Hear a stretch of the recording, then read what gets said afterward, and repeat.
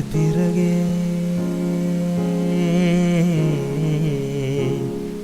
பிடிக்குது கடலை. போகும்போது நல்லா தான் இருந்துச்சு.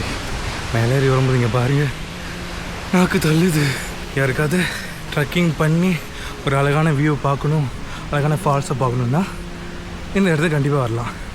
என்னால் நடக்கவே முடியாது அப்படின்னு சொன்னீங்கன்னா கண்டிப்பாக இங்கே வராதிங்க. ஏன்னா கொஞ்சம் ஒரு 1.5 கிலோமீட்டர் வர காட்டுக்குள்ளே நடந்து போய் தான் இந்த வியூவை பார்க்க முடியும். கோட்டை வந்து பைக்லேயே வச்சுட்டு ரெயின் கோட்டை அவங்களது மட்டும் எடுத்து போட்டு வந்துட்டான் பாருங்க. இப்போ என்னே நினைவு விட்டான் காய்ஸ்.